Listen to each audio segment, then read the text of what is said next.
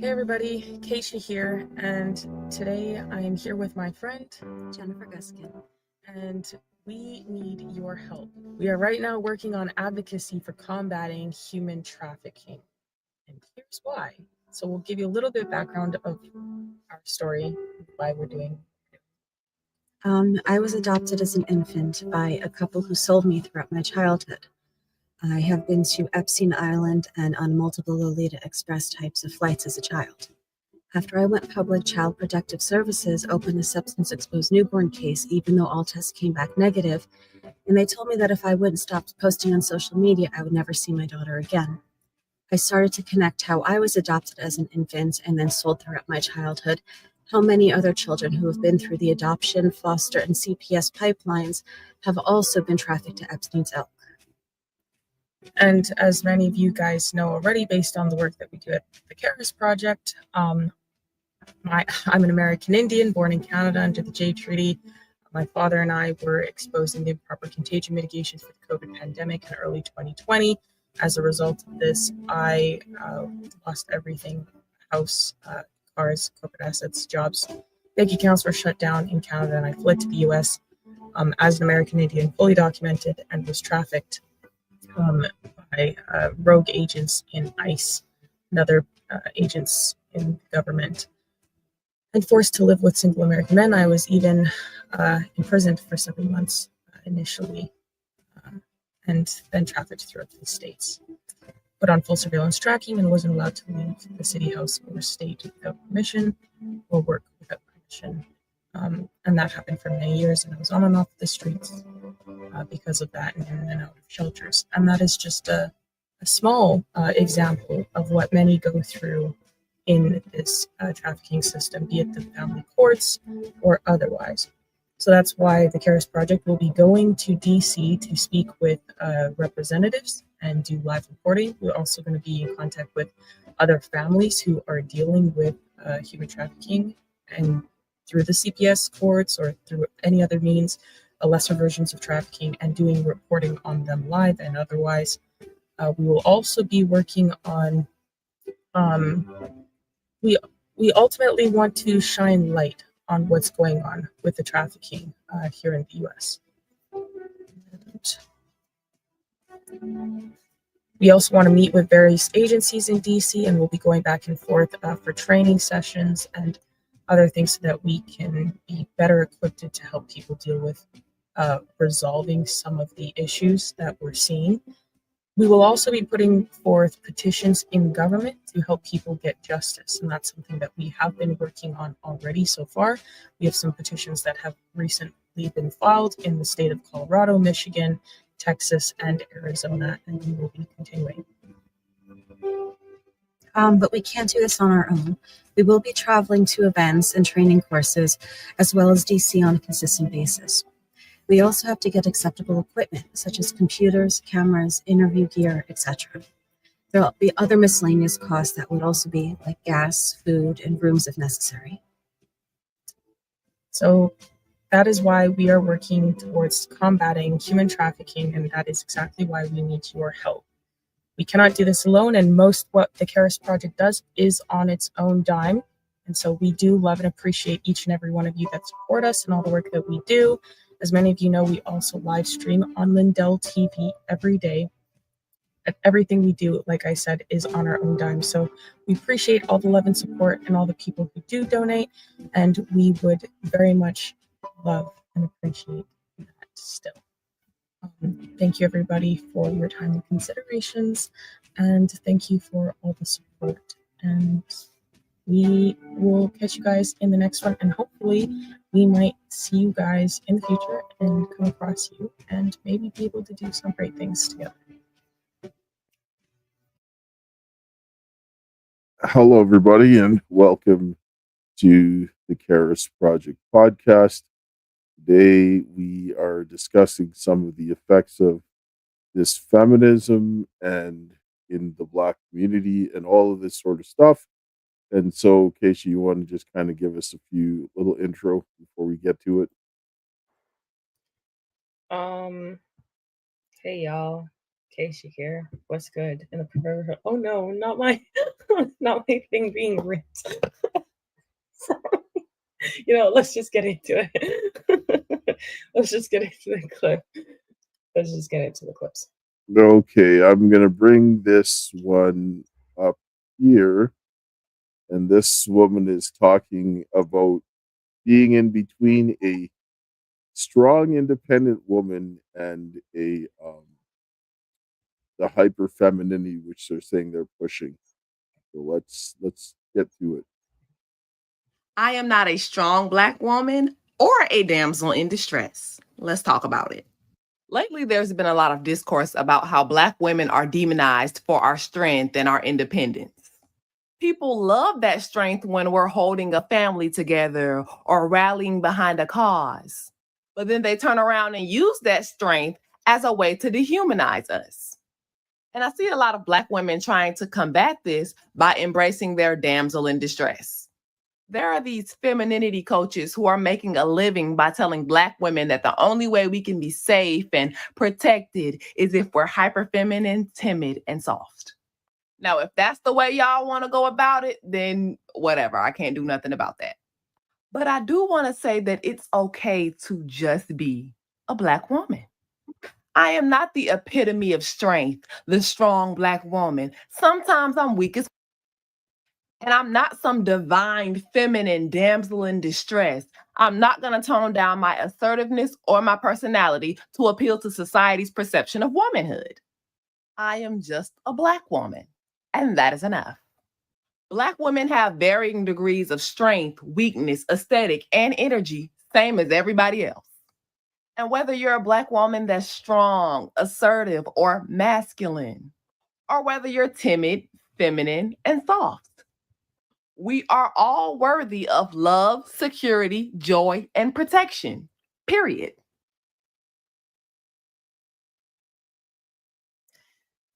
I'm sorry, but this is a next level delusion. I'm sorry, that don't even make sense.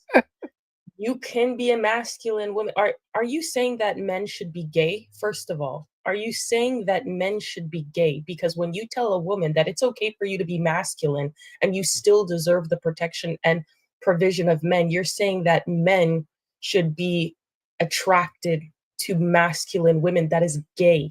You're saying that men should be gay so that women can do whatever they want. Like, do women not understand the words that come out of their mouth when they say them? They just think that they can do whatever they want without any consequence. That's not how that works, honey. That's not how that works, honey. Because if you're a woman and you want a man to protect and provide for you, but he's feminine and he doesn't do any of his natural man things, how is that going to work? How's that going to work? You're still attracted to what you're attracted to naturally as a woman. Let a man be a man. Why do women want to control men so bad? You cannot have your cake and eat it too. You cannot have your cake and eat it too. If a man wants to be a man, and wants a woman who's going to be a woman, you need to be a woman in order to get that from that man. There is a criteria that you have to meet to gain that from a man. If you want a man that's going to protect and provide for you, you need to be feminine. You need to be submissive. It's okay to like rely on a man that loves and supports you and cares for you, and the man that you respect and submit to. So it's okay to rely on him, but there's a certain character and attitude that you need to have. A man wants to come home to peace. He wants to come home to a woman that's going to greet him at the door with a hug and kiss and say that she missed him, that she loves him. He doesn't want to come home to a woman that's going to be like berating him or whatever. The way that women think that they can do whatever they want and still get whatever they want tells me that they are fatherless, that they grew up without a father. No, it makes sense. It tells them that they're not, but it tells you that they're not the type of people that can lead, because leaders have to think about everything, not just themselves. And they look at men and they think at men in very different ways. Now listen to this next woman here.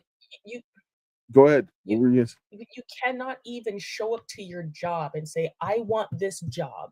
I'm applying for this job and you're going to give me this job under the conditions that I want it. You're going to pay me to for this job this amount, and I'm only going to give this to you. In fact, these are the requirements. I don't have the requirements. I'm going to give you the opposite requirements, and you're going to pay me anyways. See if you get that job. See how quickly you get kicked out the door. It Oh doesn't yeah. even make sense. Oh yeah. Yeah. This is crazy. Let's look at this. Let's look at this clip here now.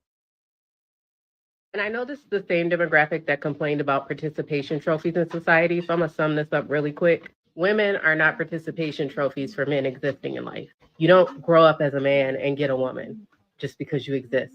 If women don't like you, they don't have to date you. This fish guy that swiped 2 million times and didn't get a date, that's the right outcome because he's not attractive and women don't want him. That's not a failure of a system. You don't get assigned a woman when you turn 18. There's no get a woman free card. Women don't have to like you. They don't have to date you. They don't have to marry you, and they don't have to have your kids. And this weird mindset, I know that's what's pushing a lot of people with the abortion laws and no-fault divorce, because men really think that they are supposed to be able to get women like just by existing.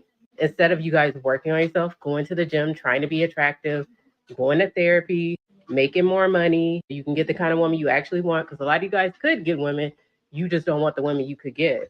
But you got to stop this, dating apps are set up because men can't get dates. You can't get dates because nobody likes you, and nobody has to like you. We are not participation trophies. You want a woman, get out there and earn one. Sorry guys, I'm a little bit I'm a little bit sick, but honestly, I think I don't agree with her in this. Like, what she said is funny, and in some aspects, on one side of things, yes, it's correct. Women, you don't automatically just get a woman just because that you're a man, just like you just don't get a man because you're a woman. But if you said the reverse, what she said to women would be all over, oh well, that's disrespectful, she has a good personality, and a man's gonna love her and provide for her, there's someone for her, plenty of fish in the sea. Girl, this guy literally can fish. If he ever doesn't have money and you guys are ever down and out, he could probably build you all a shed in the forest and fish, and you would eat and you would survive.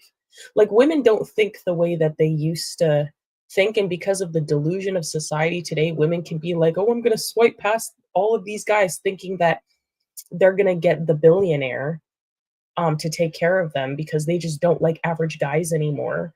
And it's like, what makes you think that you deserve the guy that you want? Most of you don't deserve the guys that you want. You just think that you have to show up and look pretty, and you have literally nothing to offer except the size of your behind, literally, which is fake, that some other man paid for, that you famoosed into paying for your butt and your chest, and now you're flaunting it to everyone else. Most of you don't have nothing to offer except what's between your legs. And that's easy because you can buy that now from the store. Like, honestly, women today, I think that guy, like, yes, can he work on himself? Sure. Are the things that he probably can improve? Sure.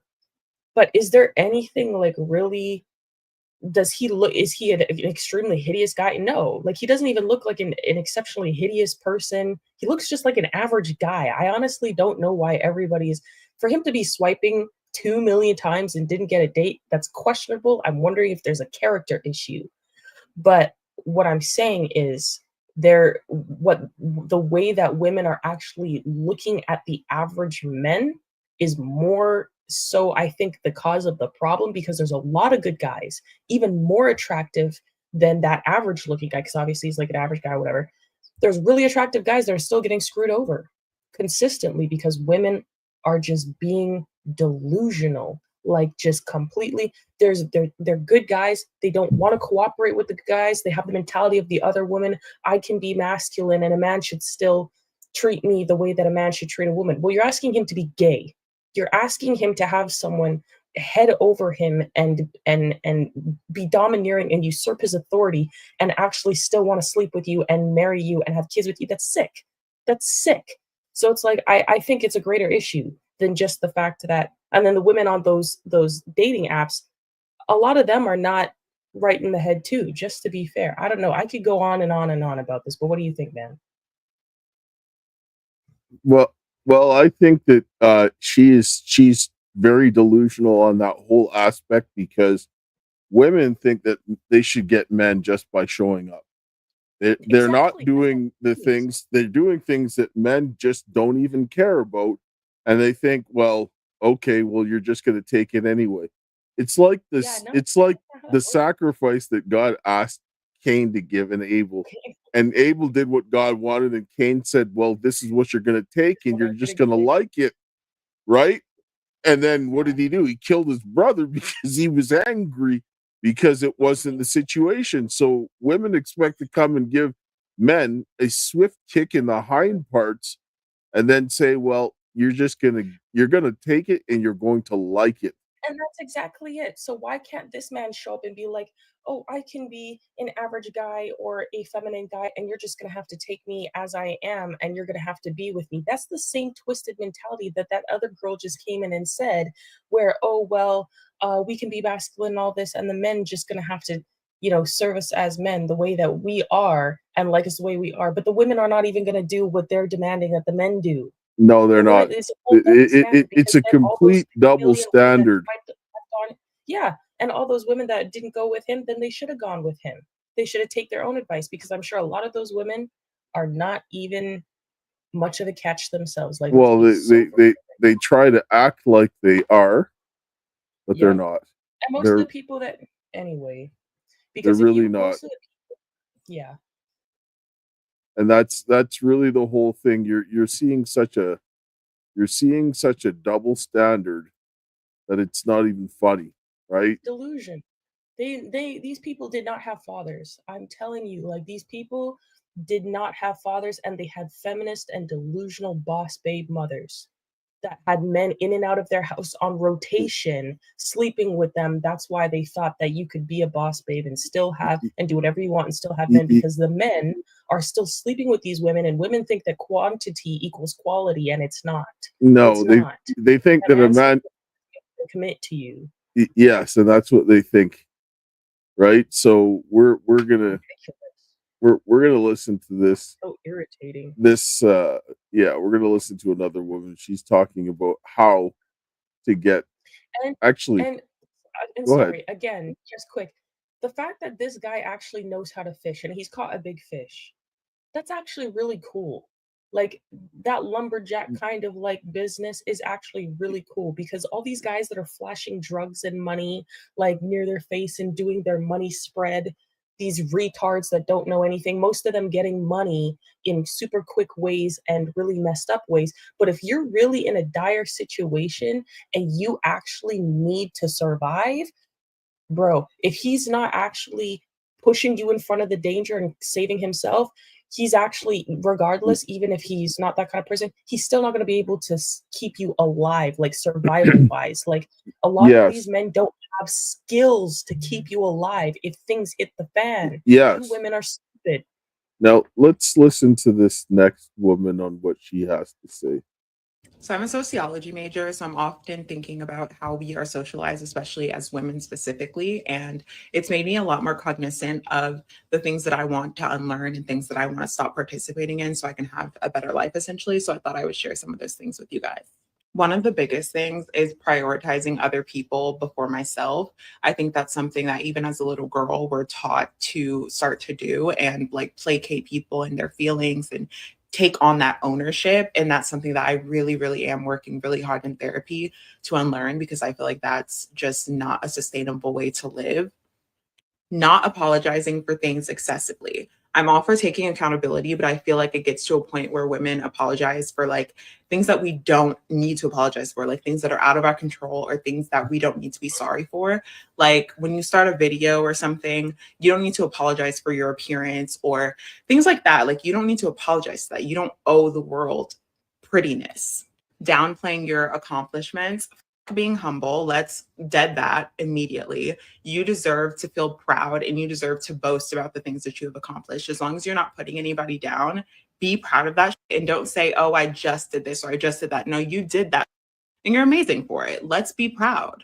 Being okay with taking up space, whether that is physically or verbally, being okay with taking up the space and knowing that you're entitled to that. And it's really liberating to realize that you don't have to be in every room trying to make yourself as small as possible. I'm not saying to just go around being like so obnoxious, but there's just certain things that we obsess over that I don't think we need to. Like, you're allowed to take up space. People need to make room for you. Get the fuck out the way. Tolerating misogyny or disrespect in order to avoid confrontation. I think in general, women need to be more confrontational because we are socialized in a way where we're like, we're going to make ourselves uncomfortable or not say things about things that are making us uncomfortable in order to keep the peace, in order to make everybody else feel comfortable, but you're making me uncomfortable. So we need to talk about this. And lastly, I can make more videos about this if you want, but another thing that I thought of is being responsible for men or other people's emotions and making excuses for bad behavior. I feel like women have this really, really badly. I think that the Sabrina Carpenter song, Lie to Girls, really encapsulates this really perfectly. Like, you don't need to lie to us because we will try to make things seem better than they actually are. And I feel like that starts from such a young age, because when boys are mean to us at school, they're like, oh, it's because he likes you, or Tommy's just having a bad day, or stuff like that. Like, we're taught from such a really, really young age to make excuses for bad behavior, be responsible for other people's feelings, and hold space for them in ways that they don't do for us. And I feel like that's a really, really important thing to unlearn as a woman, or the world will chew you up and spit you the fuck out. Like I said, I can make another video, like giving more examples of things I'm trying to unlearn, but I thought that I would share some of those because I've always been someone that looks at things from a sociological perspective, especially being a sociology major. I don't think that most of the things that we attribute to biology have anything to do with it. Just sit down and say this. This is next level delusion.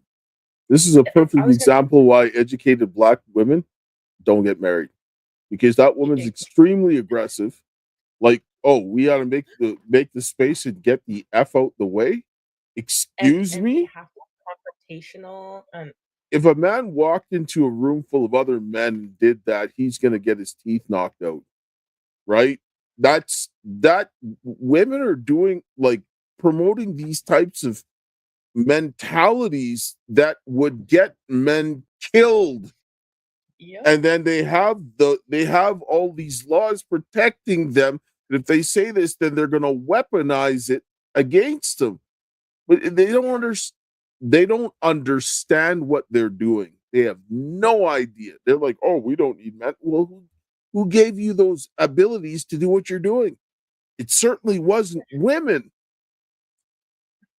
They don't. It's like that part's lost on them. She is going to be a terrible sociologist, and she already is, because why? She doesn't understand men. You can't understand society and sociology if you refuse to see the way that things naturally are between men and women and the way they naturally function. You are pushing your own delusion and your own delusional perspective on the reality of society, and you will fail time and time again. You are in therapy.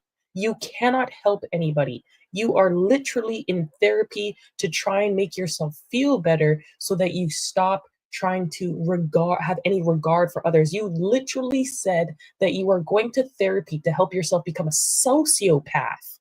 Remove your remorse. This is why therapy is trash and nonsense, and I don't believe in it. I believe in, like, coaching people and mentoring and things like that. I do not believe in the therapy nonsense that we have going on today. This woman is delusional. Women today that are doing this nonsense, this is exactly why boss babes are destroying everybody. You're going around telling people, oh, your natural innate femininity, feeling remorse and compassion for people, being kind. What do you mean you can't walk? You can't feel like, can't say, oh, I'm sorry. Like, why would you, first of all, why would you want to be in a room and take up the most air and space in that room? What do you have to offer everyone in that room that you have the right to open your mouth? Is aggression. Yes, but why? But what value do you have? I do not go in a room. When I go in a room, I sit in the furthest corner for observation. I also remain quiet until someone speaks to me because I'm trying to observe. Why are you so retarded? Because they want all of the attention for themselves, and they don't care who they push out of the way. But usually even men, when they're arrogant and loud, it's because they know they have the most to offer in the room, and then the other men are like, might not like it, but they don't say anything because they're like, he has the most to offer, so I can't. No, they don't. Men don't do that. The man that talks and barks a lot, he's not the man that people No, need to fear. I'm not saying the man that you need to fear, but I've seen situations where men are like loud and they're annoying, but like no one says anything because like maybe they have the most money in the room or they have the most status in the room. So then everyone just ignores it. Yeah, because men don't pay as much attention to what's being said unless it's perceived as a threat. If the man's running his mouth, who cares? That's Well, the yeah, way yeah. Men are men look at it. responses. But when women are doing this, they're doing it for a fundamental different reason.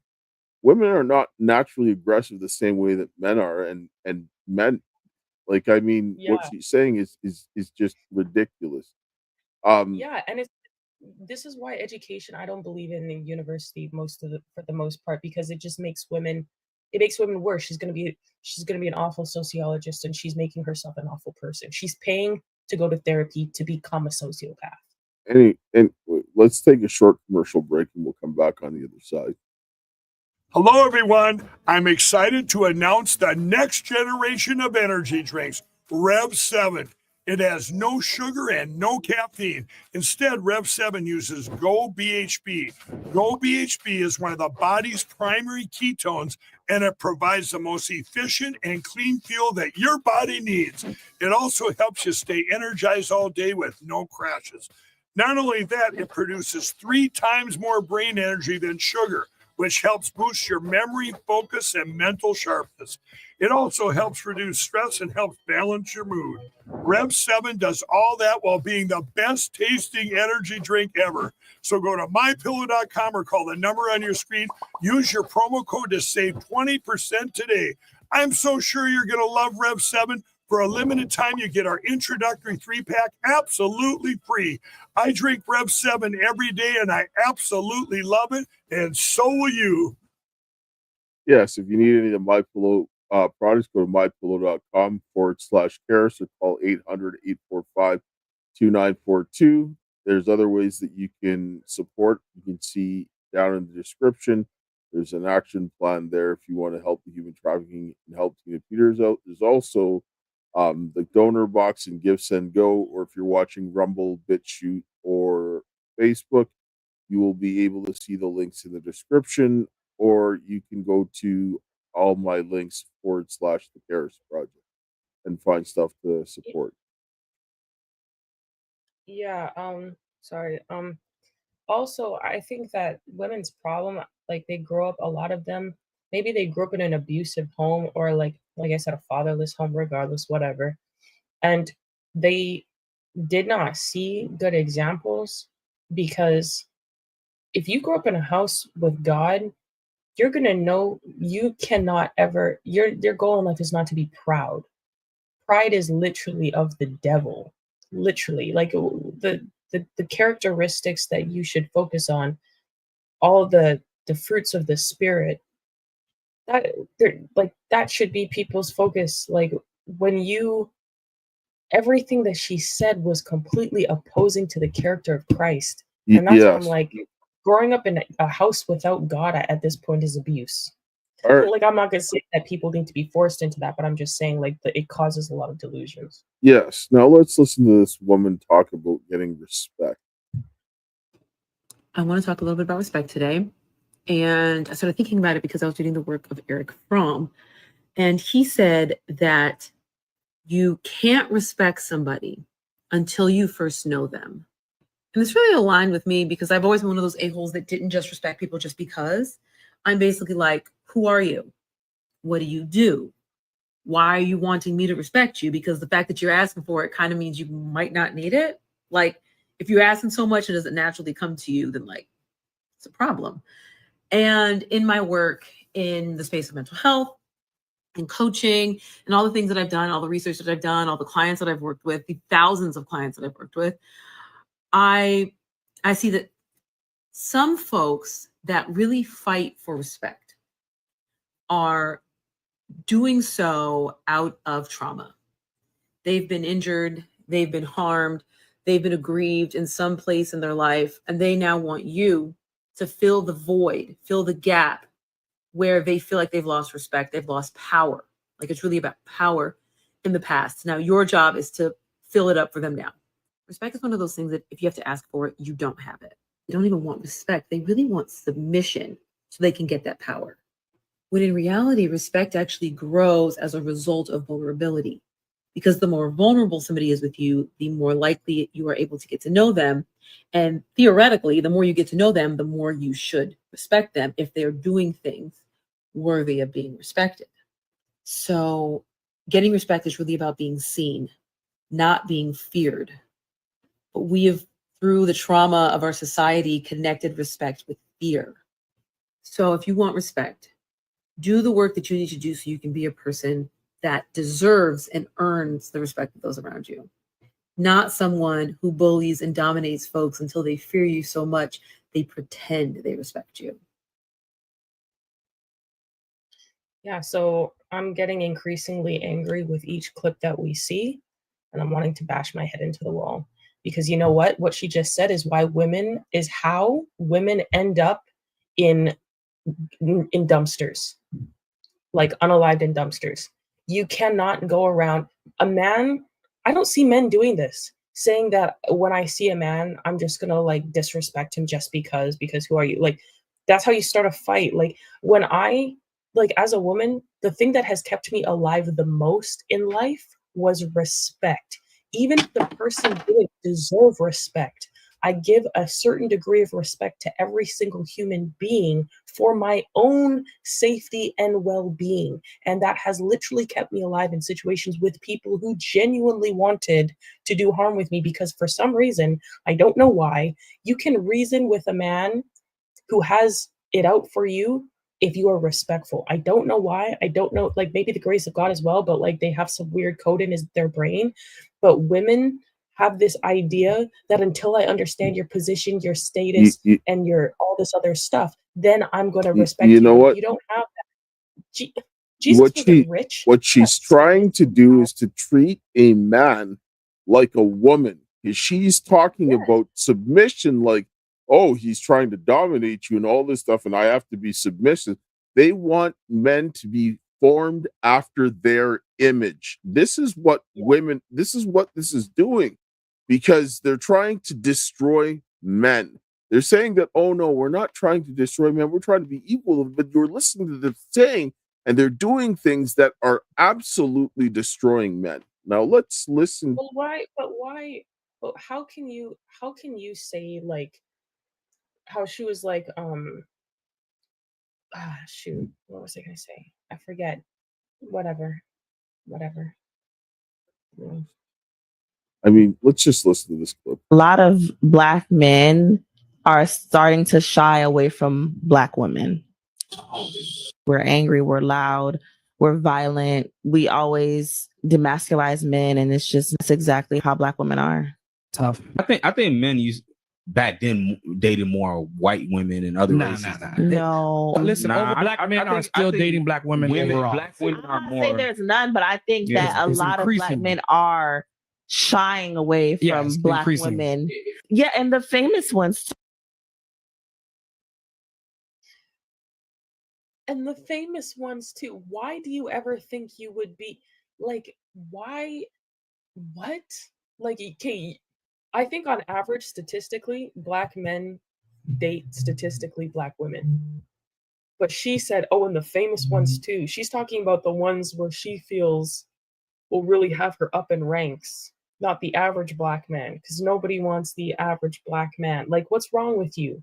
Because the average Black man is not going to be putting up with all of that. Like, what is, where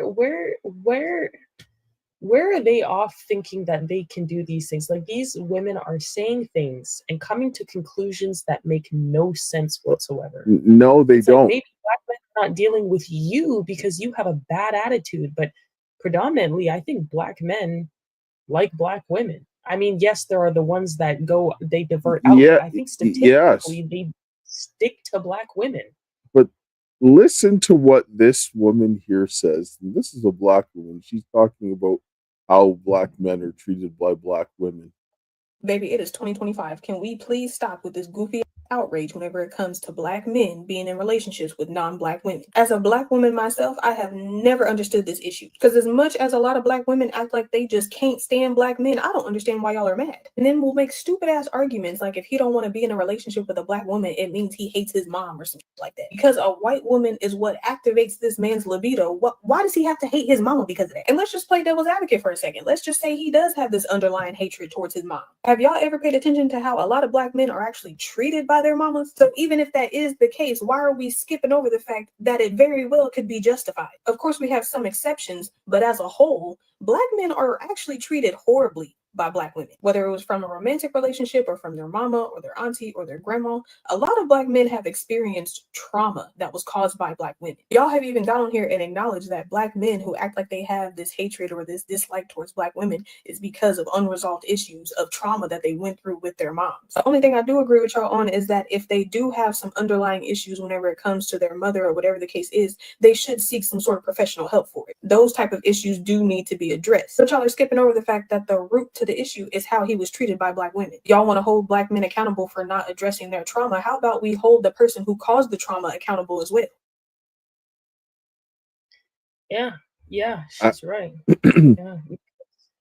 Oh yes, and when you have single mothers, it becomes worse because you get a think about it. Mhm. They come over with all their single friends, and they start bashing men, and there's a little boy in the room.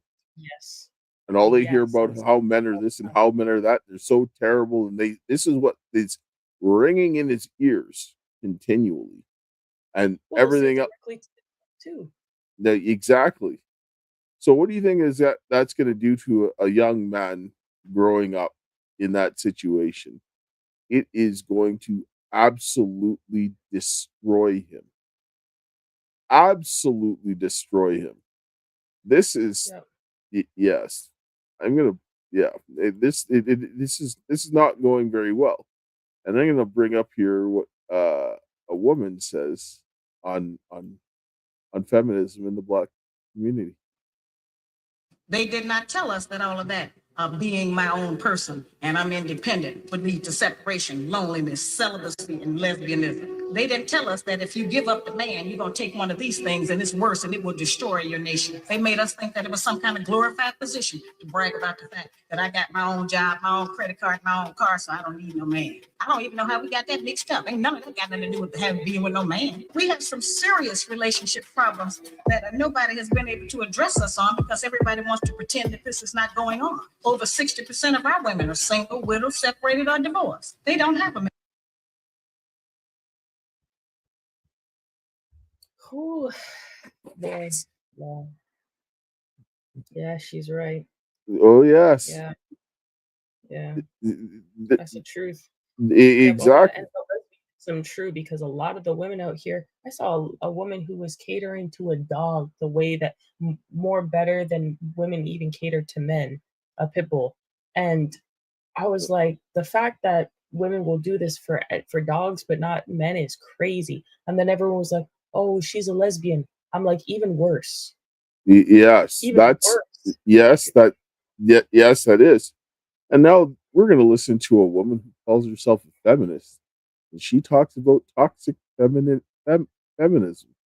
Let's hear what she has to say.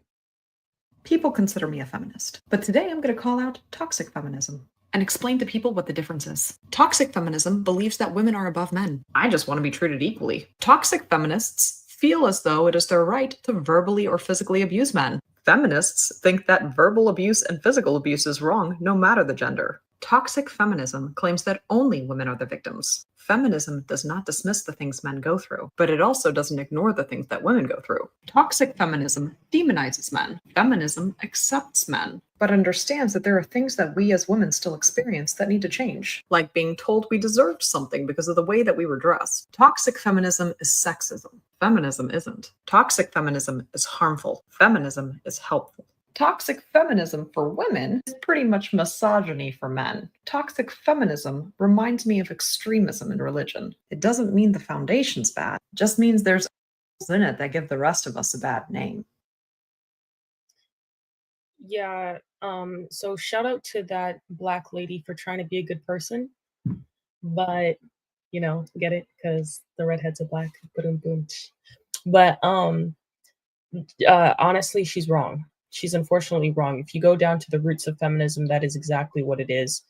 She clearly doesn't know what she's talking about. Wanting to be treated equal as men is abuse. It is toxic because you're bringing men down to a lower standard and raising yourself up to the men's standard. That is abusive. Making a woman do the things equal to men is not it's not healthy, it's not good, it's not respectful, it's not loving, it is abuse. Making men try to be like women to make women feel better is also abuse. Like you cannot be equal to a man. You just need to accept that in life. The You can't do that. I'm the sorry. the You can't have your cake and eat it too. when a woman enters into a man's space, the man's space fundamentally changes. And now they're wanting to force the change of the space to cater to them, which makes it worse for men to be in those spaces. And now they're driving them out of their own spaces, saying they want to be equal, but in fact, they're actually displacing and destroying them because they're catering things to a way that's going to inhibit men and it's going to promote them. But the only people who are doing this are men. But you know what? This is also why women get raped. Because when women are forcing themselves into spaces with men and closing the boundaries between themselves and men, this is where they put themselves in positions, blinding themselves to the danger around them because they think they're on the equal playing field, and they get themselves in bad situations. I saw a video today where a girl was in a wrestling with a guy, and it was a wrestling match, and she's on top of the guy in short shorts, like tight spandex short shorts, and like this cropped top or whatever. And she's on top of him, chest in his face, like crotch over his crotch, butt spread and everything. And he's just sitting there he's laying there like this, like, just like he's screwed no matter what he does, no matter how he moves, no matter where he grabs her, he's going to be screwed. And when women put themselves in these positions, this is how they lose the boundaries in their mind, lose their own protection for themselves and their surroundings. They lose all spatial awareness. They make everything about them, which is actually literally the narcissistic whatever. And then they put themselves in positions for bad things to happen to them and then say, oh, why did this happen? I don't know why this happened to me. Are you kidding me? Like, are you actually kidding? You need to have some level of accountability for what happens to you, where you go, and the circumstances that you are creating for the destruction in your own life. Either you want to be on the equal playing field and have all the dangers that come with it, or you actually don't want that and you actually want to be a woman. But Do the hard work and be a woman. listen to what this guy says about who benefits from feminism. The whole sexual revolution has been a boon for caddish men, for the Hugh Hefner types. It's justified by contemporary liberal feminists as being something beneficial for women, but in fact, those who have benefited the most are the ones who have the most contempt for women. Yeah, and I think that there is a sort of defeatism in thinking that we can't possibly constrain those men. We just have to try and ameliorate the effects of their behavior. That's a very sad move in feminism. They have to What? Feminism has to capitulate to the most female hating men. Yes. They've turned them on the men that are protective and said that they're controlling and they're destroying them. And then the men that hate the women the most are the ones who are benefiting it. Look at all the men that are just disgusting towards women and they're benefiting from it. And then the men that have the power that are disgusting, women are doing whatever they can because they want what they have and they're submitting to an abusive man that is just violating them by holding the carrot in front of their face. And this is really what it is. And then they expect to go in and have the men that would have been protecting them as husbands to go and protect them from these criminals while they kick them in the face. And they're trying to make slaves out of the good men. Like the woman's like, oh, I don't have to I don't have to, nobody man has to take you. You don't get something just for showing up, but they want everything for showing up. And this is where that mentality comes from. And then they're like, oh, well, we're some women are like, oh, we're not even going to reproduce. In some places, the women are like, why should I have a child with this idiot? I'd rather just let us go extinct before I repopulate with that man and let something come into my uterus. Like, well, you know what? There's a father that made you, right? And this is where women are getting to that point. Like, women don't have any idea of what they're provoking, because it'll go so far and then they'll see a backlash. And a backlash that will be very bad, because women don't see the same things the way that men do. And they think that they're going to be able to do this for so long. Men will just sit down and say, you're going to find out, because you can go, a lot of those women, they won't kill themselves. They won't. When things get hard, they're going to go in and try and do all that stuff, and they're going to want the men to do it. The men will be like, too bad. You figure it out. You didn't need us. And then they're going to find out, right? Like that. This is it, because some guys, they won't care, right? And this is what this is just only going to end in a very bad situation if it's not dealt with, right? And so forth. But we're looking at a bad situation that's going to be brewing. And this is where common sense needs to, like, I mean, it needs to prevail. Go ahead. Yeah. And so I'm going to bring up another clip here of this woman talking about the different paths between women and men, and how they say that it's an issue, because there's a serious boundary issue and a sense of entitlement that you see with these women that is beyond reason. And you can understand why these things are happening. We're always growing too, right? What if there was a point in our lives where we didn't value ourselves, and like we were really going through something, and now we've kind of like found our light, found who we are, and we're not that person anymore. Like, we almost don't give people the opportunity and chance to like change and be better versions of themselves, because it's like, once you're labeled, that's who you are, and there's no changing that. You could be someone who's been like over 1 million times and had be the ones to make you essentially a whore, and then you can completely change, have a different mindset, not be that person. But like, it's so hard to like change that. But I feel like it's so accepted for a guy to be like, he used to be a like, now I'm ready to and settle now down. he's so ready to settle down. He's just looking for Mrs. Right. Whereas like, I don't feel like we ever hear that for a woman. Yeah, women like the ones we've been seeing is quite literally the reason that I don't like to take things from men, because these women with the mentality like, I need to get whatever I want, whenever I want from these people, I need to show up, and that's all that I need to do. A lot of girls on the other end, they're like, they revert like completely opposite, because they're like, I don't want at any way to like, which is still damaging, because you can't do that. We're like, we don't want anything to do with that kind of like mentality to make things seem like that. And it's like, women, I don't know, it's really messed up. And what this lady is saying about the oh, well, your past, I mean, honestly, I could care less. I'm gonna be honest. I know men, men look at you've taught me that men look at circumstances, like real men look at circumstances, and circumstances matter. Women think that's not really the case. Honestly, there's consequences for your actions.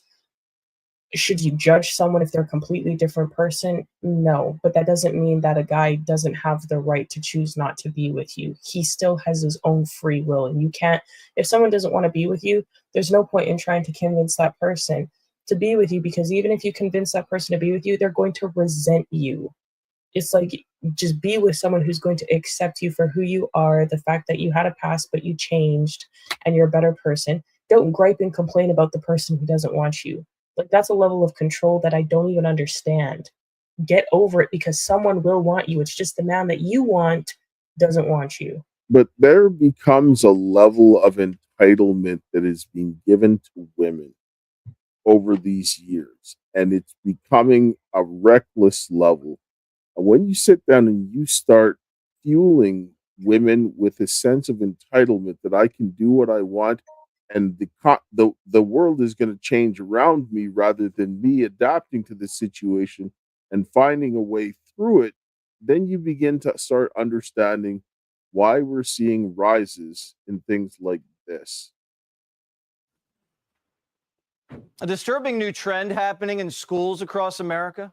Female teachers taking advantage of underage male students and committing sexual assault against them. We're noticing a pattern with many of these cases.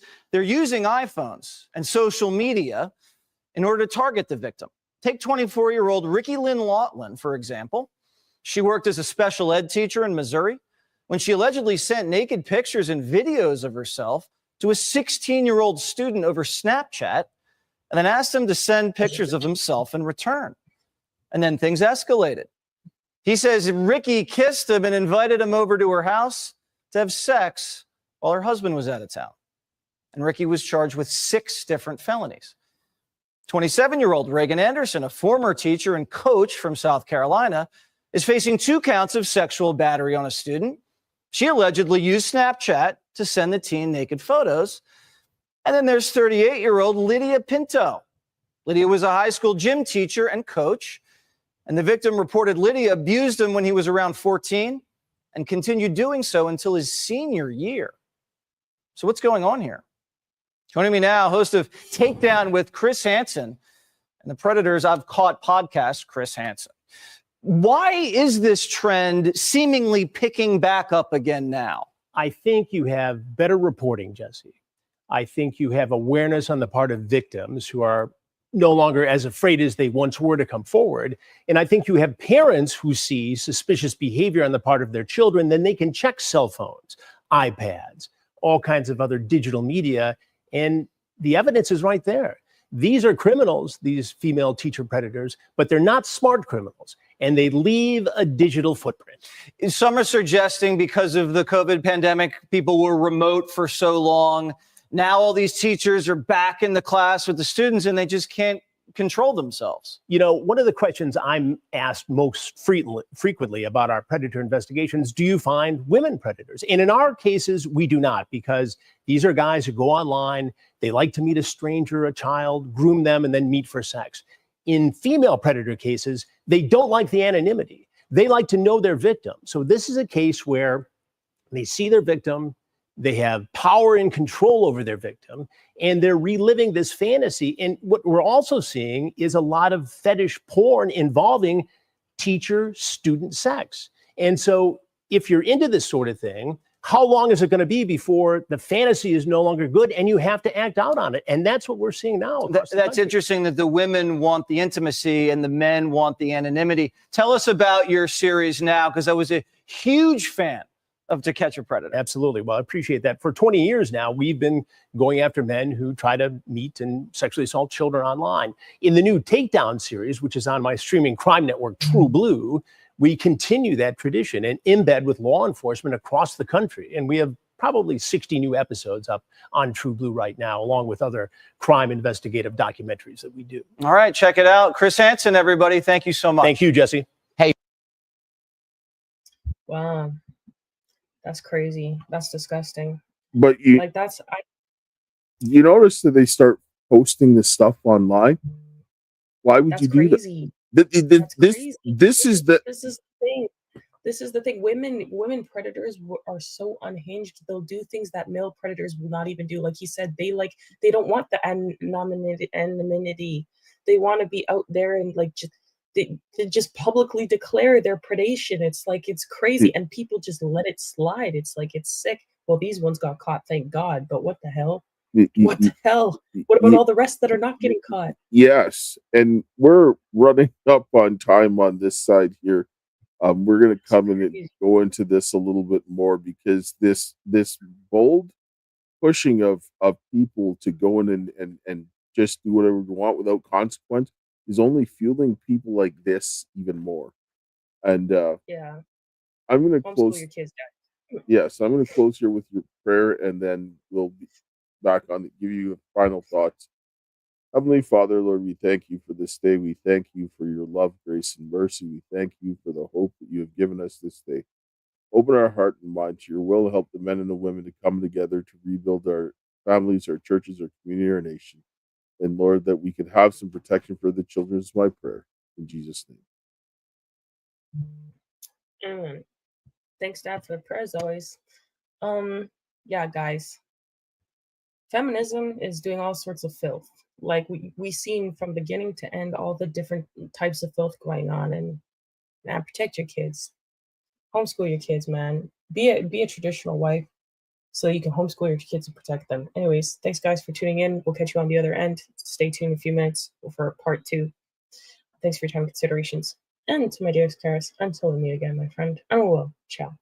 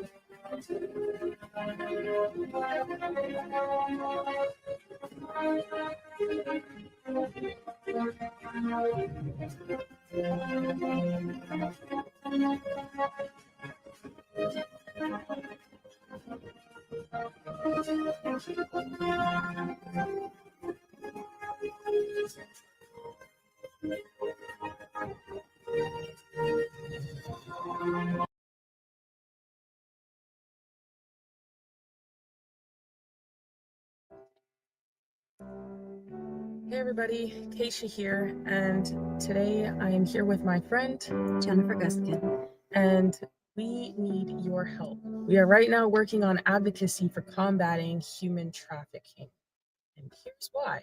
So we'll give you a little bit of background of our story, why we're doing. I was adopted as an infant by a couple who sold me throughout my childhood. I have been to Epstein Island and on multiple Lolita Express types of flights as a child. After I went public, Child Protective Services opened a substance exposed newborn case, even though all tests came back negative, and they told me that if I wouldn't stop posting on social media, I would never see my daughter again. I started to connect how I was adopted as an infant and then sold throughout my childhood, how many other children who have been through the adoption, foster, and CPS pipelines have also been trafficked to Epstein's ilk. And as many of you guys know already, based on the work that we do at the Karis Project, I'm an American Indian born in Canada under the Jay Treaty. My father and I were exposed in the improper contagion mitigation for the COVID pandemic in early 2020. As a result of this, I lost everything: house, cars, corporate assets, jobs. Bank accounts were shut down in Canada, and I fled to the US as an American Indian, fully documented, and was trafficked by rogue agents in ICE and other agents in government, and forced to live with single American men. I was even imprisoned for 7 months initially, and then trafficked throughout the States. Put on full surveillance tracking and wasn't allowed to leave the city house or state without permission or work without permission. And that happened for many years, and I was on and off the streets because of that, and in and out of shelters. And that is just a small example of what many go through in this trafficking system, be it the family courts or otherwise. So that's why the Karis Project will be going to DC to speak with representatives and do live reporting. We're also going to be in contact with other families who are dealing with human trafficking, and through the CPS courts or through any other means, lesser versions of trafficking, and doing reporting on them live and otherwise. We will also be working on, we ultimately want to shine light on what's going on with the trafficking here in the US. And we also want to meet with various agencies in DC, and we'll be going back and forth for training sessions and other things so that we can be better equipped to help people deal with resolving some of the issues that we're seeing.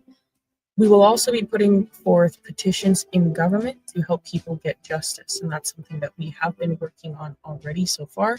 We have some petitions that have recently been filed in the state of Colorado, Michigan, Texas, and Arizona, and we will be continuing. But we can't do this on our own. We will be traveling to events and training courses, as well as DC on a consistent basis. We also have to get acceptable equipment, such as computers, cameras, interview gear, etc. There will be other miscellaneous costs that would also be like gas, food, and rooms if necessary. So that is why we are working towards combating human trafficking, and that is exactly why we need your help. We cannot do this alone, and most what the Karis Project does is on its own dime. And so we do love and appreciate each and every one of you that support us and all the work that we do. As many of you know, we also live stream on Lindell TV every day. And everything we do, like I said, is on our own dime. So we appreciate all the love and support and all the people who do donate. And we would very much love and appreciate that still. Thank you, everybody, for your time and considerations. And thank you for all the support. And we will catch you guys in the next one. And hopefully we might see you guys in the future and come across you and maybe be able to do some great things together. Hello, everybody, and welcome back to the Karis Project podcast. I just want, and obviously with my daughter here, I just want to make this very clear. This is nothing to do with women per se as a people, but I'm looking at the effects of the ideology of feminism, and what it's doing and how it's encouraging certain things, because I can go and ask 1,000 different women what feminism is, and I'll get 1,000 different answers, right? And people talk about all different types of things and try to just, like, this thing keeps changing all of the time. And when it keeps changing, how is it reliable? You need something that isn't going to change, because it's going to be like a ship without its anchor, and then this person feels a certain way, so they go that way, and that person feels a certain way, so it goes the other way, and it just keeps morphing in this and that. And then you have to support everybody. Like when they talk about the intersectional feminism, you can't support everybody. It's not possible, because some of the people are going to be very contradictory to what you're doing. And so, I mean, there has to be some boundary. We can't all get along. There's just like, I'd like to, but some people do things that I can't agree with, right? And that I know are harmful. So how can I agree and support them doing things that are harmful? This is where it is. Like, I mean, you like that peace, but sometimes there's necessary division. And if you're destroying children, that's a good reason. And so we're going to go in and look at this. Do you want to say anything before we get into this? I'm going to pull up this clip here of this next one. Then this is heinous. Then we're going to look at a woman who actually went ahead and groomed a child. And you're going to look at this woman first here. We're see another woman that comes and grooms a child. Well, new developments in a case that shocked the country. The teacher impregnated by her 8th grade student will face a judge for the first time this morning. Our Sophia Ojeda is live downtown with the latest and some pretty serious charges against her, Sophia. Yeah, good morning, Rachel. She is now facing continuous sexual abuse of a child after she admitted to having a sexual relationship with her 8th grade student. Prosecutors say 24-year-old Alexandria Vera, a teacher at Stovall Middle School, not only engaged in a sexual relationship with one of her 13-year-old students, the mother of one also got pregnant by the 8th grader. But in court documents, Vera says the student's parents knew about the relationship and they approved of it, allowing the teen to spend the night at Vera's home in Spring, where they would engage in sex on a regular basis. She told an investigator she would drop him off at home in the morning so he could catch the bus to school. The relationship allegedly lasted for 4 months, ending in January with a pregnancy that Vera terminated. Vera turned herself in on Wednesday morning. She's currently out on bond. Again, she now faces 1 count of continuous sexual abuse of a child. She is due here in Harris County Court at 9 o'clock this morning. We'll be here and we'll bring you the latest developments coming up on Channel 2 at 11. Live downtown, Sophia Ojeda, KPRC, Channel 2 News. The parents knew about it and approved him for sleepovers at her house. What in the trafficking? Like what? Arrest the parents. I think the parents should go to jail. I think the parents should go to jail too. You're gonna let a teacher. Yeah, as a parent, you're gonna let somebody rape your child and then drop him off the next morning so that the bus can pick him up for school. I beg your pardon. Arrest the parents. Lock them away for death penalty. I'm sorry.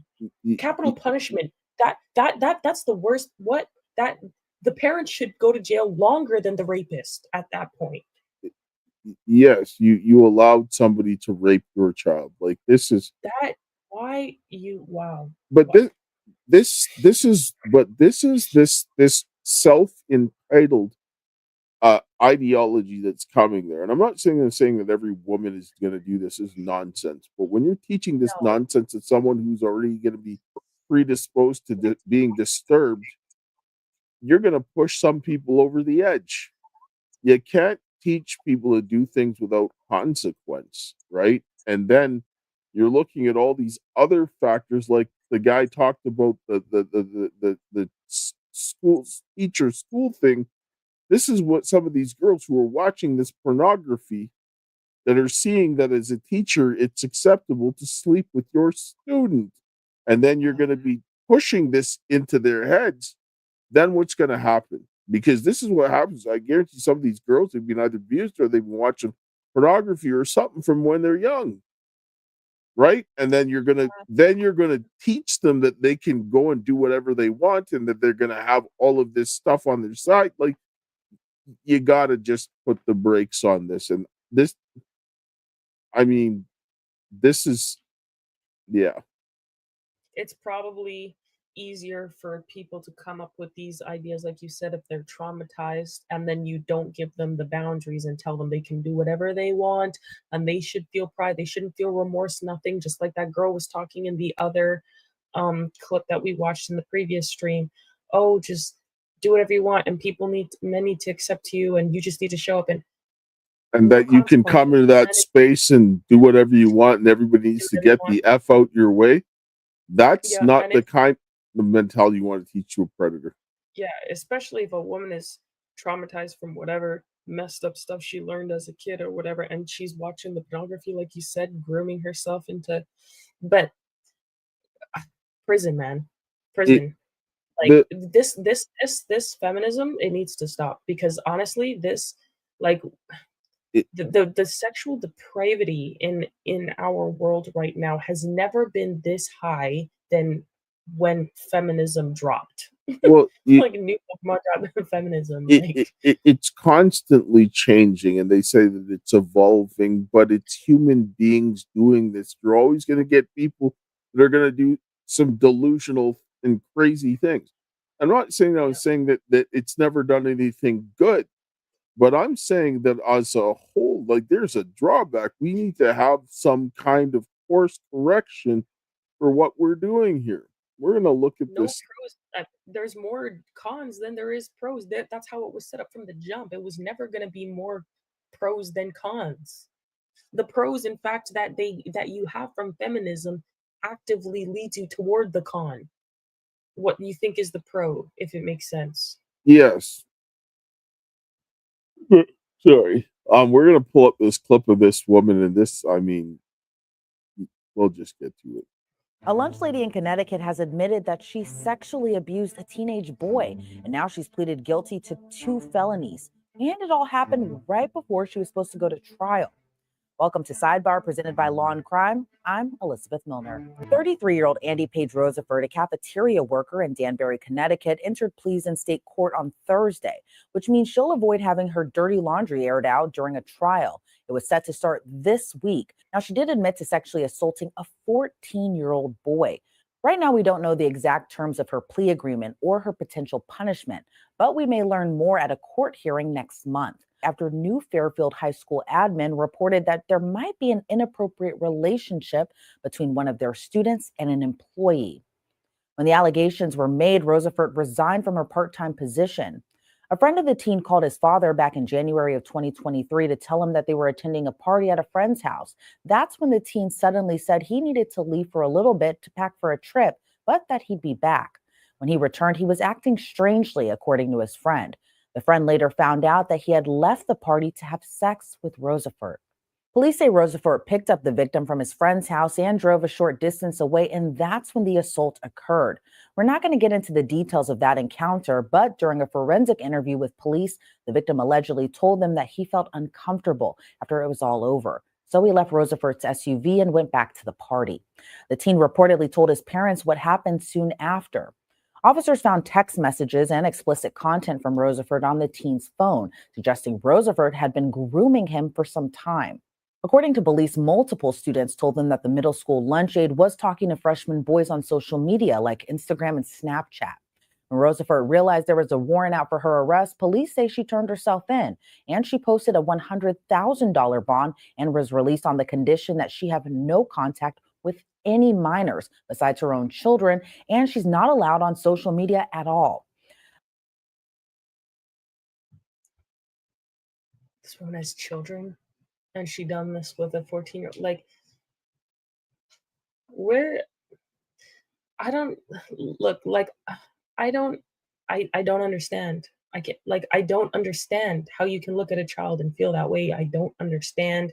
I've been a substitute teacher, and when I see these kids, I'm just like, they're kids. Like, what, why, how do you, like, this breaks my brain.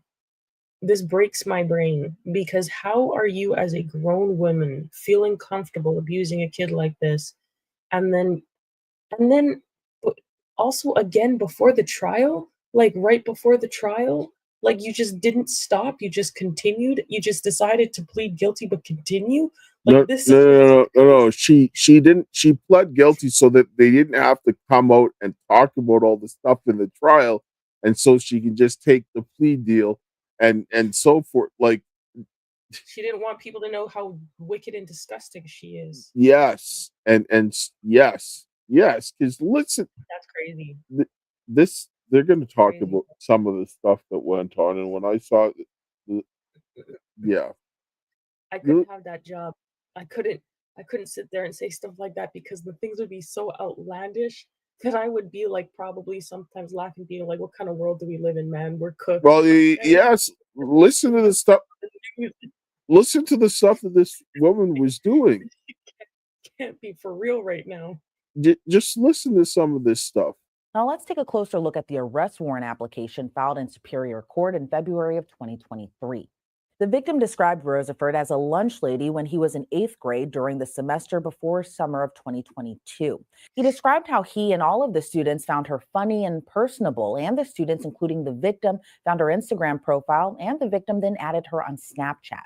The victim then stated he and Rosafort began messaging via Snapchat over the summer of 2022, leading up to his 9th grade year. The victim stated in September 2022, while at a friend's house, was the first time he received a nude photo from Rosafort via Snapchat. The victim stated he remembered Rosafort's Snapchat was the Peaches page, and she used the same username for Instagram. The victim recounted that after following each other on Instagram, Rosafort messaged him via Instagram to add her on Snapchat. The victim detailed that the first time he received a nude photo from Rosafort, she had messaged him and asked him, "You want to see something?" The victim then stated he received a picture of Rosafort's vagina from her. The victim stated he was surprised he received a photo from her, so he stated he asked Rosafort if she meant to send the photo to him, and she then sent another photo. The victim stated that many times Rosafort sent unsolicited photos and videos. The affidavit also states that Rosafort specifically asked for the victim to send her photos of his private area. And because we live in a day and age where there's practically a record of everything, detectives found videos on the victim's phone of Rosafort. The investigator wrote in the arrest warrant application, "I viewed 8 videos recovered from the victim's phone with written consent. The videos were iPhone screen recording videos sent from Snapchat, specifically from the username The Peaches Page, which I was able to confirm with observation. The videos all contained explicit content and depicted Rosafort, who I was able to readily identify in lingerie or nude." Investigators were also able to use cell phone tower pings to confirm that Rosafort was in the area of the victim's friend's house when the assault occurred. Rosafort was charged with 1 count of sexual assault in the 2nd degree, 1 count of enticing a minor by computer, and 1 count of risk of injury to a child. She entered a guilty plea to the sexual assault and injury to a child charges last week. Her next court hearing is at the end of September. Wait a second. So you're telling me they have all this technology to ping cell phones to find out when from the past, to find out that she was in the area of when the assault occurred and all this other stuff, but all these rapists are running free, all these rapists and traffickers are just running free right now? Make it make sense. All the resources in the world were just pulled together for this one woman, and thank God. But I mean, what about the rest of them? All the resources that they're giving these cell phones to the people that come across the border and they're going missing, but they can't ping those cell tower locations. This stuff tells me right now that these people are doing things on purpose to let rapists and traffickers free right now in this country. I remember when I called the police because I had got attacked by a bunch of dogs, and the lady was asking me for my precise location. I'm like, I don't even know. And I was like, can't you ping it? She's like, I can't ping the location, ma'am. We don't do that. That's just on TV.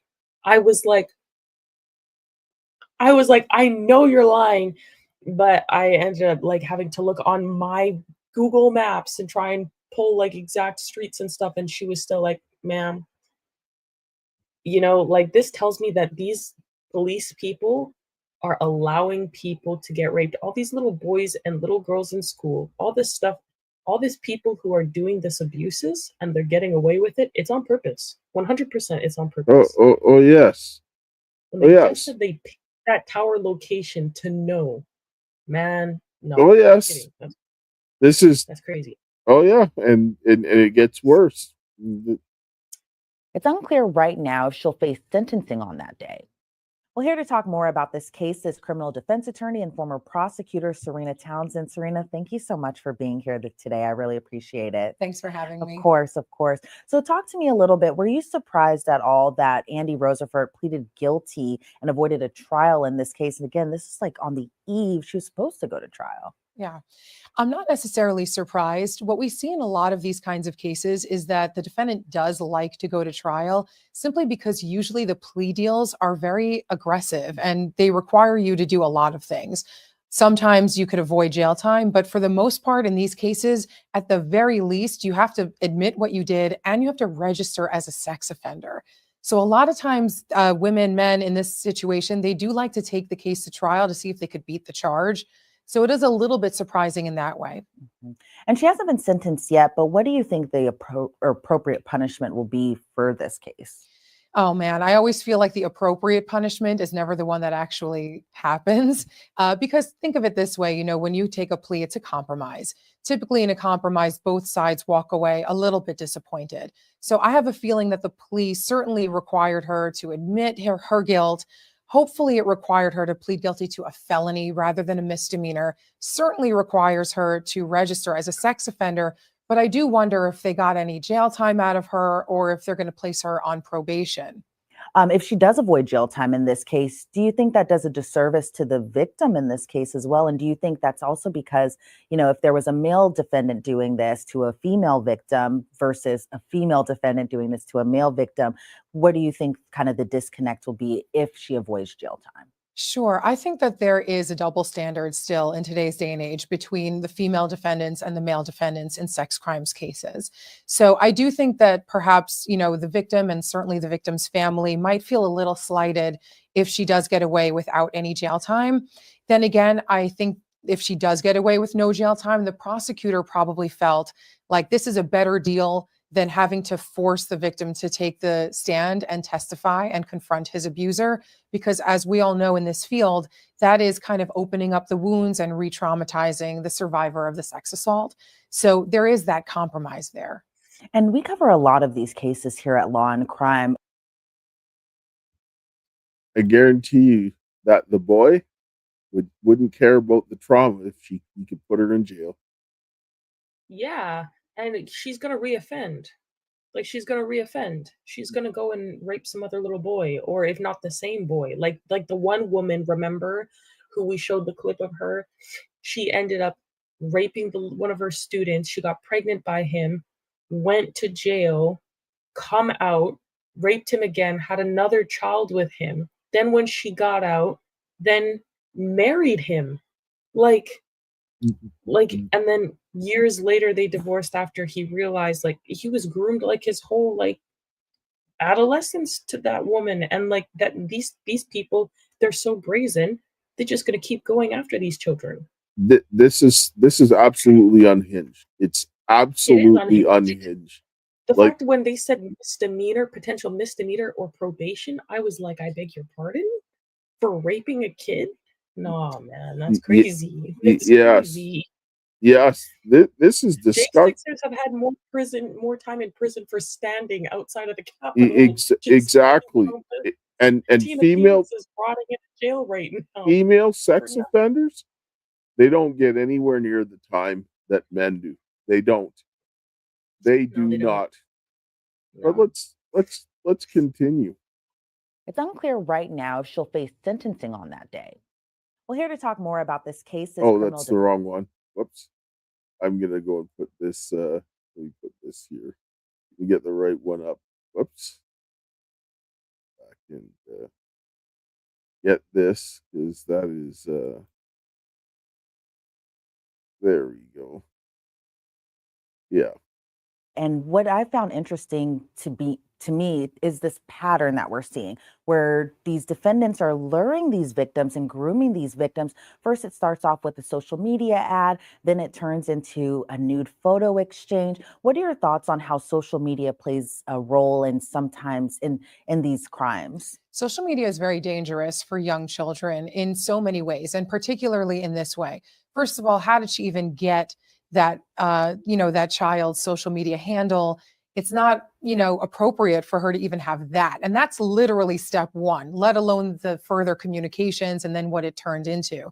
So it's very scary for kids these days with social media because they're vulnerable.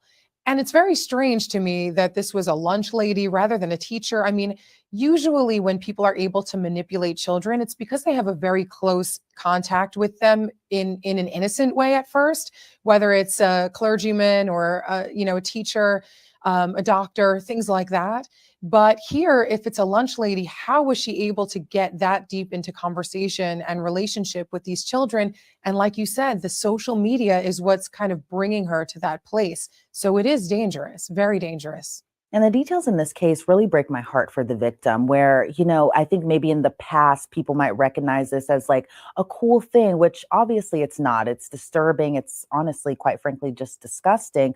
And what's interesting is I think that the victim knew something wasn't right. The victim knew that he was uncomfortable. The victim told his parents, told his friend. What are your thoughts on just the victim's mindset going throughout this entire process?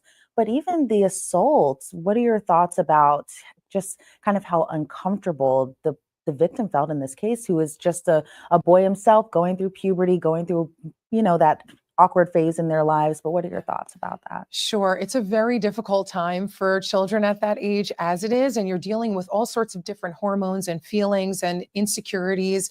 And here you have this grown woman taking advantage of that. And you asked me how I feel about him. I feel very proud of him that he spoke out, because you're right. In the past, especially with male victims, you know, there is that stigma. And I think a lot of people tend to say, well, they weren't harmed. This was good. He's high-fiving his friends down the hallway. And studies have shown that that's absolutely not true. This is a traumatic experience for somebody that age, especially, including for boys. And so kudos to him for speaking out and for participating as much as he did, obviously, in the prosecution to allow them to get to this point where they've had enough evidence collected so that they could get a plea out of her.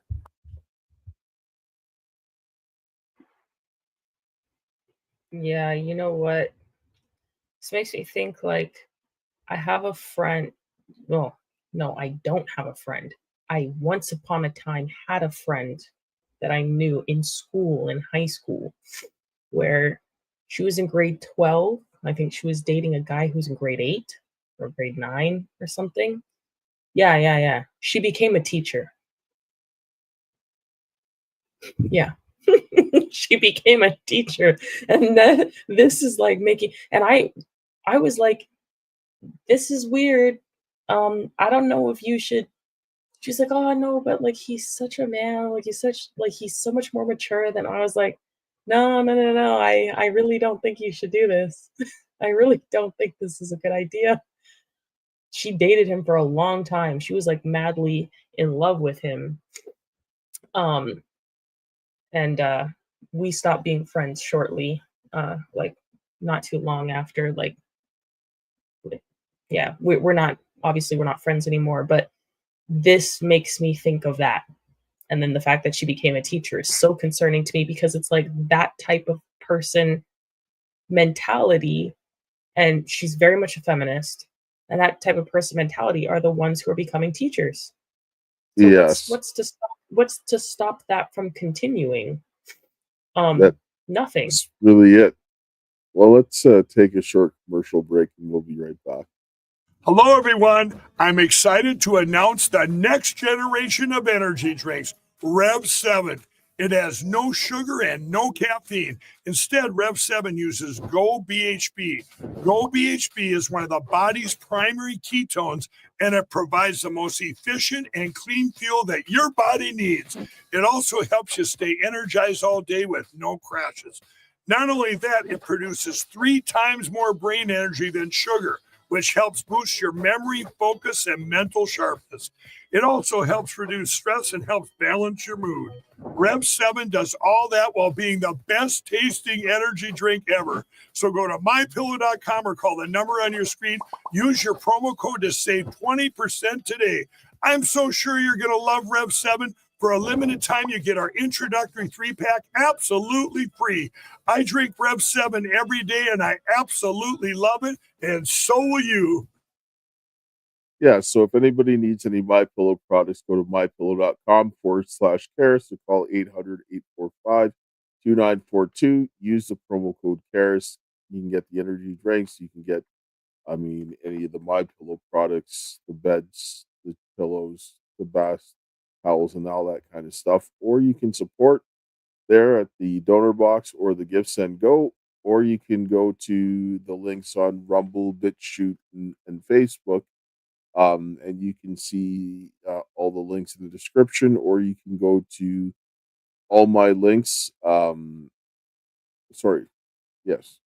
links / the Karis Project. And yeah, so coming back to this is we're seeing like a serious issue with the amount of this depraved behavior. This is just insane. Absolutely insane. And so forth. And we're gonna just bring up the last thing here where this woman comes up and they talk about some of the issues that were going on, because it wasn't just like I'll just play it. This woman was like some kind of predator to begin with. He was there targeting children from the jump. In the past, we've seen victims who have sued their perpetrators in cases like this. Do you think that this is an avenue or a path that the victim could also take in this case, even though there were criminal charges filed too? You know, it is really interesting. Every case is different. And in some cases, you may not be able to. I think he might have an opportunity in this case because the school had a certain duty to protect him. A lot of times people feel it may not be worth it to sue an individual. They may not have the deep pockets, if you will, to make somebody whole again. But if a school is liable, then he might make, it might make sense to do this. And from what I saw, it sounded like there were already complaints to the school about this woman or maybe other people, other teachers, adults, with respect to sexual acts with these children. And it sounded like the school did an investigation and didn't find anything. So to me, they were on notice, it sounds like, and it's probably worth pursuing, at least inquiring about a lawsuit against the school and the individual.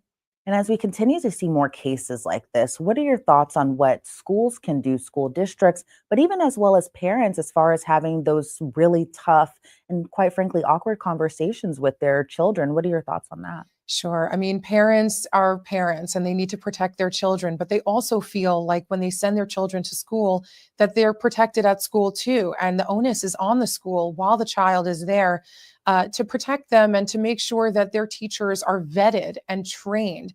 Schools, in order to make better choices, need to do a better job in their hiring process. And they also need to bring people on to train their teachers and their faculty who aren't teachers on, these kinds of things, whether it's a scared straight type of thing where they tell them, look, you could choose not to follow the law and you could do the wrong thing, but these are the types of consequences that you're going to face if you do that.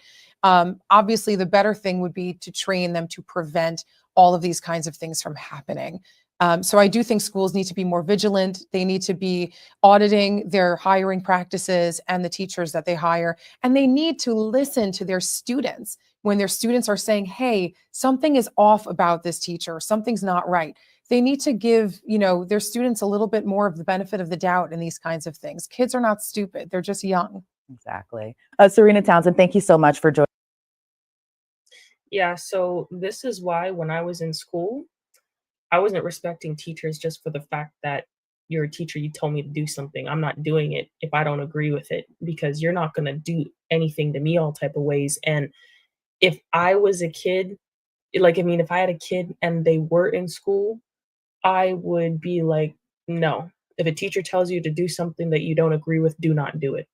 Like, I can respect you as a person, but not to the point where I'm going to do what you told me to do just because you want me to do it. That's not how that flies, because a lot of kids today are being told that they need to listen to the teacher with complete impunity and complete authority. Like, a lot of teachers will take kids' phones. I wasn't doing that, because even if I don't agree with the fact that you have your phone, what if something happens and now I have confiscated your phone and now you're in a dangerous situation, because things pop off at any moment in time. You don't know. And I don't believe it's my authority or my autonomy to take certain control away from children just to force them to listen to what I want them to do. If you have to do that to get a kid to listen to you, then you're a very bad teacher to begin with. I don't like the way that these schools are doing things, because it puts children in the position. Most of the kids, the reason they don't do anything or don't say anything is because they're like, oh, well, I have to do whatever my teachers tell me to do, or else I'm going to get in trouble. And when you go and report these teachers, well, all the teachers are typically friends. That one teacher was a part-time person. Who knows if they were contracted out by another company, because a lot of teachers that come in are not even actually direct employers of the school, but they're contracted out by other companies. Perhaps she was a part-time employee at that actual school. But this is the point. They have so many different things happening in schools these days. They don't care. And a lot of the teachers don't even like the students, so they don't even take a single word of what the kids say these days. If you have a kid in school, they do whatever they want according to what their parents teach them to do. No, yes. And when there's this whole negative aspect towards men, this becomes a problem, because then they'll be like, oh, well, maybe I'll just take the boy and whatever else like this. And then like the man was talking about this whole school teacher student thing going on that's also fueling, but we're going to listen to this woman talk about things. Sorry, go ahead. Well, no, yeah, even quickly, even when I was a substitute teacher, I seen that they intentionally abuse little boys. And when the little boys retaliate, like the girls will do something bad to the little boys, and maybe they'll retaliate after like the fifth or sixth time out of frustration and like aggravation. They're a kid. Then they will punish the little boys and reward the little girls for the nonsense to the tune of like grade 1 girls beating up little boys unprovoked, not even out of self-defense, just unprovoked. And when I asked them, do you think that you'll always be able to do this, that boys will eventually be bigger than you? She's like, no, I'll always be able to beat up boys. I don't care. I can do whatever I want. Little kids being taught that it is okay to abuse little boys and have no consequences whatsoever. That's what they're taught, that it's okay to it's okay to abuse the men. Listen, men, yeah, and the teachers join in. Listen to this girl talking. Women, please, please, please listen to older women here on TikTok. We are all waking up to the games that men play on us. We're waking up in massive numbers.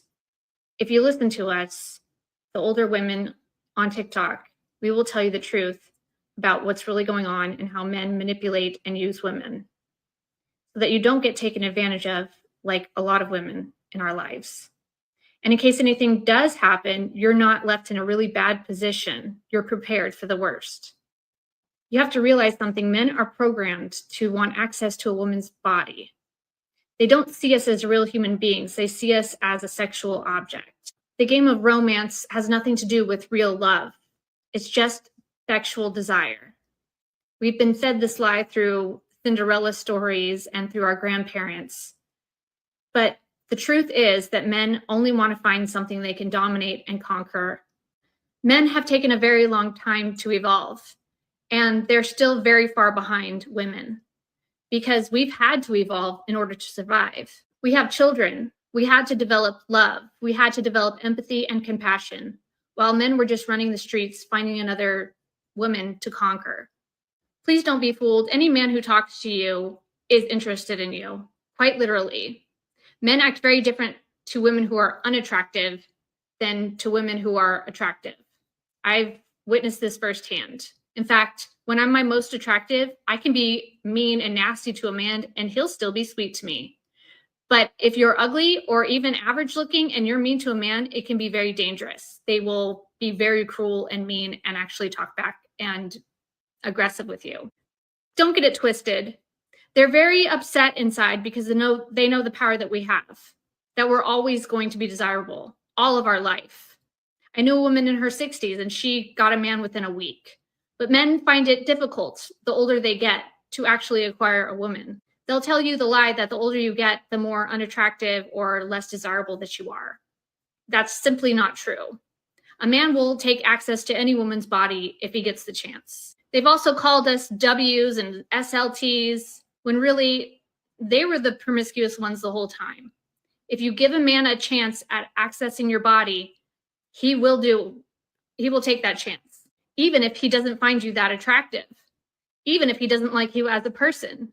That's why we have to make men wait, because men will literally pounce on anything. We are the ones who have had to have the discernment. We are the ones who have to see through their manipulation. If a man wants to be friends with you, there's something more that he wants from you. It's never about friendship. Please don't get the game ran on you. If a man is talking to you, if you simply wave at a man, he takes it as flirting or that you're interested. Always remember that he wouldn't give you the time of day if you were unattractive. Let him prove himself to you and actually see if he can treat you with love and kindness. But even then, you're always going to be seen as just an object to a man. He does not have the evolutionary consciousness required to hold love. Only women can do that. And most women develop the highest amount of love once they have a baby. Their hormones increase and they literally hold the highest amount of love known to humans. Men will never understand this love because they have just been desiring their whole entire lives. Few of them will acquire a deep, meaningful love. They can use these words to tell you they love you, but it doesn't mean they actually know what they're talking about. They confuse love with desire, with sexual attraction. My father even told me the physical will keep you together, but after that, you need to make sure there's more there so that you stay together. Needless to say, once that was gone for him, he turned into a monster. And once he found a woman across seas, she ran a very big game on him simply because she was pretty, scammed him his entire life. Don't get it twisted. If you have blonde hair and a nice figure, you can almost get away with murder with some men. They are that delusional and that insane about beautiful women and accessing their bodies. Even if they never do, they will give money, they will give resources, and they will put up with all kinds of things that women would never put up with, or what they would never put up with if you were average looking or unattractive. Please don't waste too much time. And by that, I mean a lot of time dating or talking to men. They will waste your time because they're simply hoping that they can get access to your body. Work on your talents, educate yourself, start a business, always, and I mean always, have your own money, your own shelter. Never rely on a man. Never become dependent upon a man because he's only there for your body. And again, if you need any more advice, just look at the comments. Women will tell you the truth. We're coming together and we're helping each other out. You're not going to get the truth from men. You're just going to get more lies, words, and manipulations. I can't stand that I just had to sit through that. I'm not even gonna lie. I can't stand listening to that. That other lady talking about compassion. First of all, the lady who raped the boy had her own children. So she's come to her highest evolutionary consciousness and she's raped the boy and she's had her own children. So what's broken? What's broken? Talking about manipulation you're muted, man. Talking about manipulation and deception from man. You're wearing makeup and false eyelashes. Your face is fake. She's at risk of doing that. Female sex offenders, they're more likely to rape their own children or those in their family than men are. But what she's saying is a lie. Men love more than women. Men love more deeply than women. Women actually cannot love properly if they don't have men around to support them because they're focused on too many survival things and they cannot men bring out the best in women. Women are their best versions of themselves when they have a good man next to them. Women don't know how to function properly when men are not around because it's just too much weight of the world on top of their shoulders all at once. They cannot handle it. They're not built for that. You're a liar. You're a liar. Think about this. Think about this right now. All of these women are talking about these men being trash. Who enforces rights in this world? Who protects the rights? Who protects it? Not Men. Women. Who the space that they have right now? Who gave them that? Men. The who maintaining that space? Men. The same ones that they're saying that are so terrible.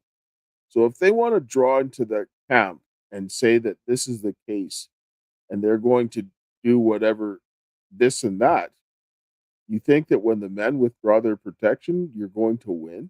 Like, think this through. I mean, saying that you see, this is where this whole idea of evolving comes from. The nonsense.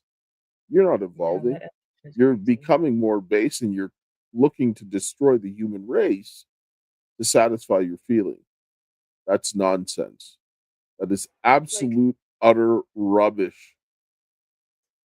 And the lack of gratitude and the lack of awareness is insane because men do a lot to create circumstances for success of the women that they care about. And even just having a man in your life that you're talking to will make you a better person. Like the things that you watch that man do with you and with others and himself, the way that that man interacts with you, like, is going to make you a better person. She's clearly either delusional and not realizing the things that men are doing around her that are actually helping her, or she's not surrounding herself with good men. And she's right about something where, yeah, for some men, who are also delusional and stupid. If you have blonde hair and a nice body, you can be scammed out of anything.